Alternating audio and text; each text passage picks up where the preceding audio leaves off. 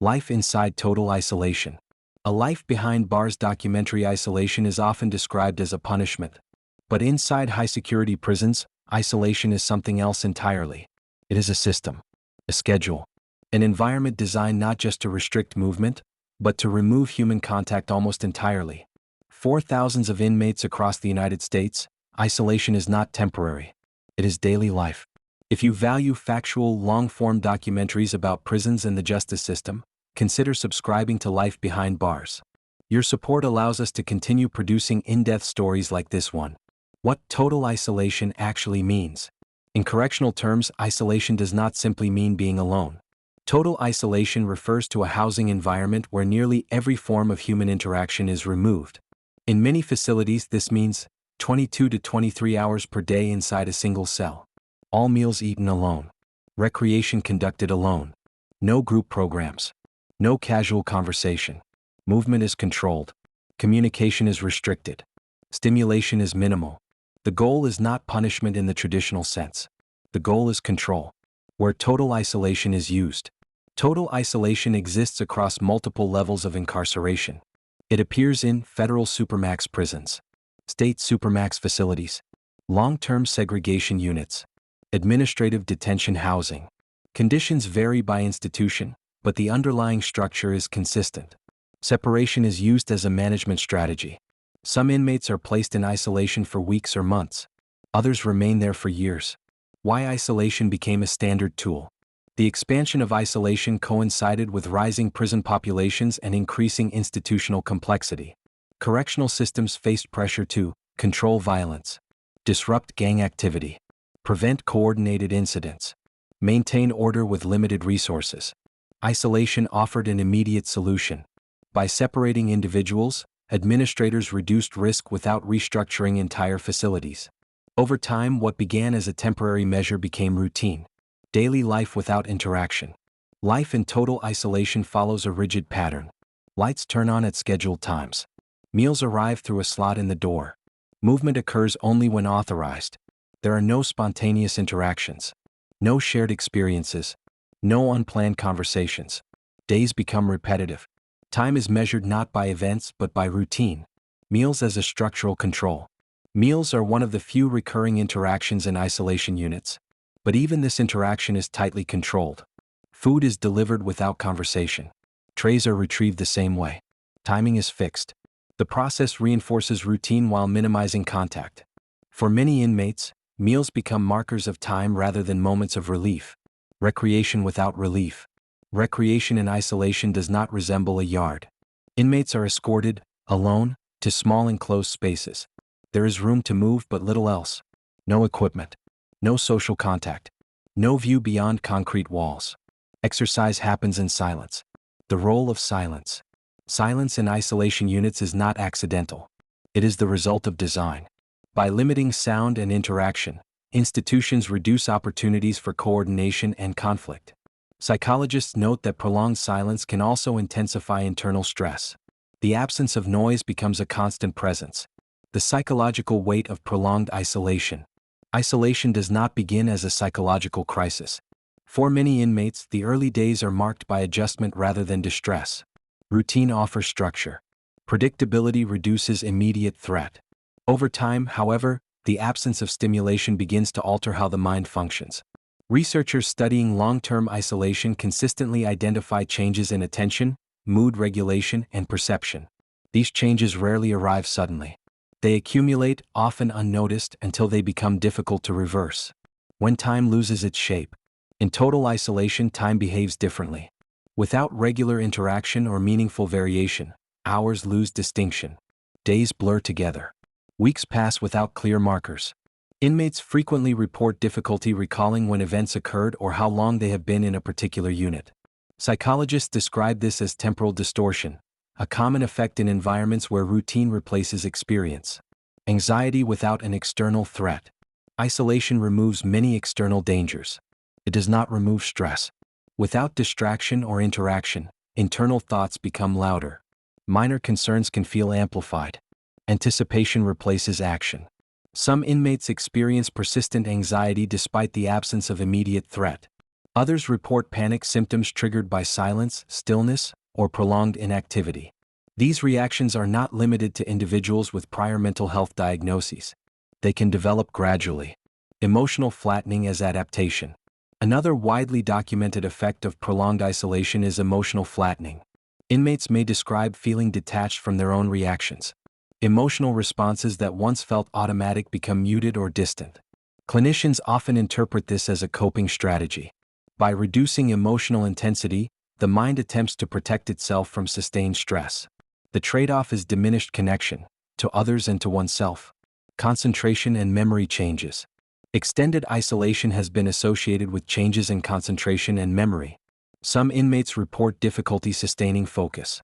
Others describe trouble organizing thoughts or following complex material. These effects vary widely by individual, duration, and conditions of confinement. But they appear frequently enough across studies to raise concern, particularly when isolation lasts for years rather than weeks or months. Adaptation strategies. Not all inmates respond to isolation in the same way. Some impose strict routines to restore a sense of control. Exercise becomes scheduled. Reading becomes structure. Writing becomes organization. These strategies can mitigate certain effects of isolation. They do not eliminate them. Adaptation allows survival, not immunity. Isolation and pre-existing mental illness. For inmates with pre-existing mental health conditions, isolation presents additional risks. Correctional health experts have long noted that symptoms such as depression, paranoia, and mood instability may intensify under prolonged separation. As a result, many systems formally restrict the use of long-term isolation for certain populations. In practice, enforcement varies by facility, staffing, and circumstance. Monitoring without interaction. Mental health monitoring in isolation units often relies on observation rather than engagement. Brief checks, medical rounds, and surveillance are used to assess stability. Critics argue that limited interaction makes subtle decline harder to detect. Supporters counter that security constraints leave few alternatives. The tension between care and control remains unresolved. Why isolation becomes hard to end. Once isolation becomes long-term, ending it can be difficult. Inmates may struggle to read social cues or tolerate noise and proximity. Sensory overload and anxiety are common during reintegration attempts. This creates a paradox. Isolation is used to manage risk, but prolonged isolation can increase the difficulty of returning inmates to less restrictive environments. Legal limits on total isolation. The use of long-term isolation exists within a legal framework shaped more by court rulings than by uniform national standards. Courts have generally held that isolation is permissible when it serves a legitimate security purpose. Challenges typically focus on whether conditions become excessive, indefinite, or harmful to individuals with serious mental illness. While some lawsuits have resulted in policy changes, courts have rarely imposed broad prohibitions. The prevailing legal approach grants prison administrators significant discretion in determining how and when isolation is used. Administrative discretion and review. Decisions about isolation are most often administrative rather than judicial. Classification committees assess behavior, institutional risk, and security intelligence. Reviews are conducted periodically, but outcomes may remain unchanged for long periods. Critics argue that internal reviews lack transparency and meaningful external oversight.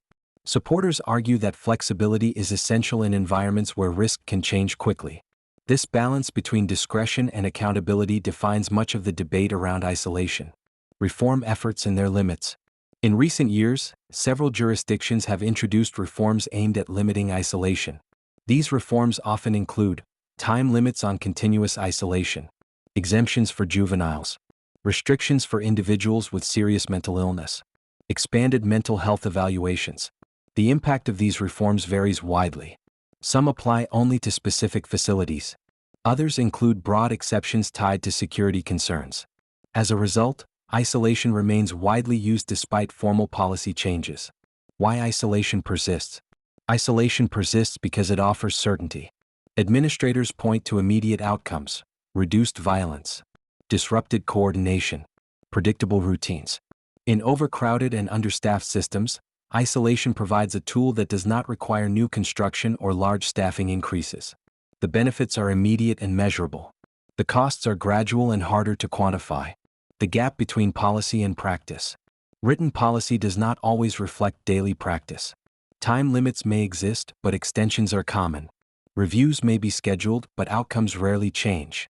In some facilities, inmates cycle between isolation and slightly less restrictive housing without meaningful transition. Over time, isolation becomes routine rather than exceptional. How isolation shapes prison culture. Isolation units influence more than the inmates housed inside them. They shape staff roles and expectations. Interaction gives way to observation. Engagement becomes procedural. Risk management dominates decision-making. As isolation expands, it influences how entire institutions operate. Isolation as a default response. When isolation becomes familiar, it becomes easier to justify. Rather than asking how behavior might be managed differently, institutions ask where risk can be relocated. Isolation shifts from last resort to reference point. This normalization is one of the most persistent concerns raised by researchers and oversight bodies. What total isolation reveals. Total isolation reveals a central tension in modern incarceration. Prisons are expected to be safe, orderly, and predictable. Isolation helps achieve those goals. At the same time, prisons are expected to prepare individuals for eventual reintegration, even when release is far in the future. Isolation complicates that mission. The same tool used to control risk can undermine long-term stability. The long-term consequences of total isolation. Total isolation does not end when a door opens. Its effects often persist long after conditions change. Inmates who spend extended periods in isolation may struggle to re-engage with social environments. Noise becomes overwhelming. Proximity feels threatening. Uncertainty produces anxiety. What isolation removes gradually, interaction, spontaneity, choice, is not easily restored. The mind adapts to absence. Reintegration after prolonged isolation. When reintegration occurs, it is usually gradual. Small increases in movement. Limited interaction. Carefully controlled exposure to others. Even these steps can be destabilizing. Correctional staff often report that inmates emerging from long-term isolation require additional monitoring, not because of aggression, but because of difficulty adjusting to stimulation and interaction. The system contains risk, but creates a new one. Isolation and the question of rehabilitation. Rehabilitation depends on engagement. It requires communication, decision-making, and shared structure. Total isolation removes most of those elements. As isolation extends, the idea of rehabilitation becomes increasingly abstract. Programs exist elsewhere in the institution, but access is limited by design. Change becomes theoretical rather than practiced. The cost beyond the cell. The effects of total isolation extend beyond the individual. They shape staffing demands, institutional culture, and resource allocation. Isolation units require constant monitoring. Medical and mental health needs increase over time. Staff roles shift from engagement to surveillance. The price of absolute control is distributed across the system. Why the practice endures. Despite its costs, total isolation continues to be used because it produces certainty. Violence decreases. Coordination is disrupted. Operations stabilize. For administrators, these outcomes are immediate and measurable. The consequences, psychological, ethical, and institutional, unfold slowly. Systems tend to prioritize what can be seen and quantified. What total isolation represents. Total isolation represents the furthest edge of incarceration. A space where control outweighs connection. Where prevention overrides preparation. Where certainty replaces possibility. It is not designed to heal. It is designed to contain. The question that remains. As long as prisons exist, the tension between safety and humanity will remain. Total isolation resolves one problem by narrowing every other option. It achieves order, but at a cost that cannot be measured solely in incidents prevented or rules enforced. The question is not whether isolation works. The question is what it changes. Total isolation was created as an exception. But over time its logic began to spread. In the next episode, we examine what happens when prisons lose control altogether, and how systems respond when containment is no longer enough. Life inside total isolation was never intended to define incarceration. It was designed as a response to risk, a way to impose order where other controls failed. But when separation becomes permanent, it reshapes more than behavior. It reshapes identity, institutions, and the meaning of confinement itself. In the next episode, we turn to moments when even isolation was not enough, and examine what happens when prisons lose control entirely. Thank you for watching Life Behind Bars.